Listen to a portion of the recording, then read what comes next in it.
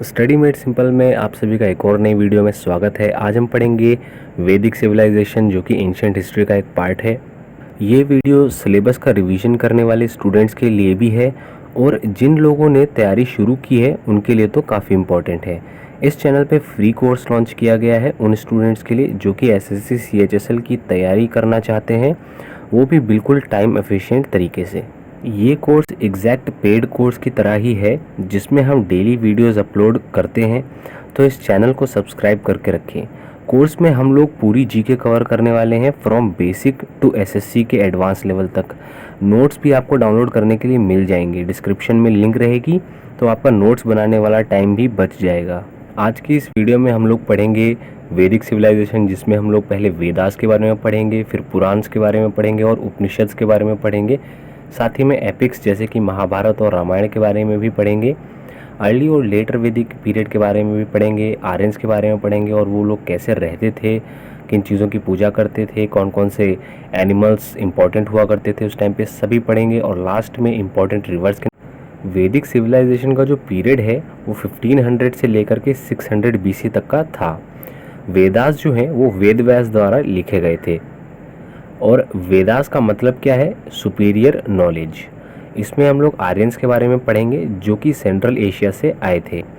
देखिए, वेदास जो है वो 4 तरीके के होते हैं। पहला जो होता है वो ऋग्वेदा होता है। इसका मतलब क्या है? ऋग्वेदा में कलेक्शंस ऑफ लिरिक्स होते हैं और ये सबसे पुराना वेद भी है, जिसमें कि हमारे पास 10 मंडल्स यानी 10 मंडल और 1028 हिम्स यानी 1028 हिम्स मतलब कविताएं हैं। 2 से लेकर के 7 के जो मंडल्स हैं उनको हम गोत्री भी कहते हैं या फिर वंसा भी कहते हैं। और 1 और 10वां मंडल यानी कि पहला और 10वां मंडल जो है वो सबसे नए मंडल में से आता है, जो उसमें कि ये भी लिखा गया है कि ब्राह्मण सबसे ऊपर आते हैं, उसके बाद क्षत्रिय आते हैं, फिर वैश्य आते हैं और सबसे लास्ट में शूद्र आते हैं। ये सोसाइटी बेस्ड जो है सिस्टम बना था। दूसरा वेद आता है यजुर्वेद, जिसमें कि सैक्रिफिशियल प्रेयर्स लिखी गई हैं।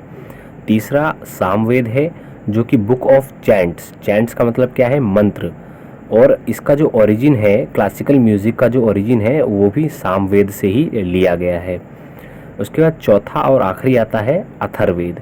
ये क्या है? बुक ऑफ मैजिकल फॉर्मूलाज, ठीक है, यानी कि स्पेल्स वगैरह जो हैं इसमें लिखे गए हैं। चलिए पुराण्स की बात करते हैं। अगर पुराण को देखें तो ये कुल मिला के 18 पुराण जो हैं वो होते हैं, जिसमें कि सबसे पुराना पुराण जो है वो मत्स्य है। उपनिषद के बारे में अगर बात करें तो उपनिषद क्या है? ये फिलोसफिकल टेक्स्ट होते हैं, ठीक है, जो कि क्या है? सोल यानी आत्मा और मिस्ट्रीज ऑफ नेचर यानी कि नेचर के बारे में जितनी भी मिस्ट्रीज होती हैं वो सारी इसमें होती हैं।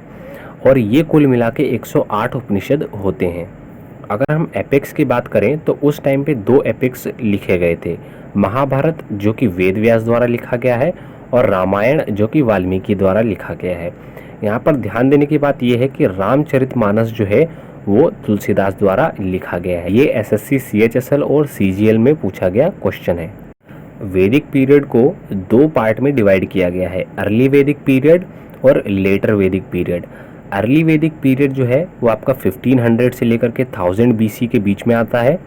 और यहाँ पर कैसे लोग रहते थे? यहाँ का जो एडमिनिस्ट्रेशन होता था वो ट्राइबल होता था और यहाँ का जो लीडर है उसको राजा कहते थे। पैट्रियार्कल फैमिली होती थी, यानी कि फैमिली के हेड फादर होते थे, मेल होते थे। इसके अलावा यहाँ पर कैटल फार्मिंग होती थी। हॉर्स जो है यानी घोड़ा इम्पॉर्टेंट एनिमल हुआ करता था, इसी के ज़रिए लोग ट्रैवल किया करते थे। और वर्शिप की बात करें यानी किस किस को पूजा जाता था, तो वो इंद्र देवता को पूजा जाता था जो कि सबसे इम्पॉर्टेंट हुआ करते थे।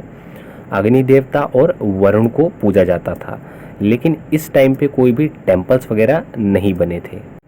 चलिए लेटर वैदिक पीरियड के बारे में बात करते हैं। ये 1000 से लेकर के 600 BC के बीच में हुआ था। यहाँ पर जनपदाज की जो है शुरुआत हो गई थी। यहीं से जो है 16 महाजनपद भी बने थे, जिनकी बात हम आगे की वीडियोस में करेंगे। सोसाइटी का डिवीज़न जैसा कि हमने पढ़ा था हुआ था। यहाँ पर ब्राह्मण सबसे ऊपर माने जाते थे, उनके बाद क्षत्रिय, उनके बाद वैश्य और सबसे लास्ट में शूद्र माने जाते थे। यहाँ पर गोल्ड और सिल्वर के कॉइन्स चला करते थे। अगर हम बात करें कि यहाँ पर किन किन देवताओं को पूजा जाता था, तो प्रजापति को पूजा जाता था, विष्णु देवता को पूजा जाता था और रुद्र को। और यहाँ पर इंद्र और अग्नि का जो महत्व है वो ख़त्म हो चुका था। चलिए रिवर्स के बारे में पढ़ लेते हैं। ये पढ़ना इसलिए ज़रूरी है क्योंकि एसएससी सीजीएल में ऐसा एक क्वेश्चन पूछा गया था कि पुरुषिनी किस रिवर का नाम है, यानी कि उसका मॉडर्न नाम क्या है।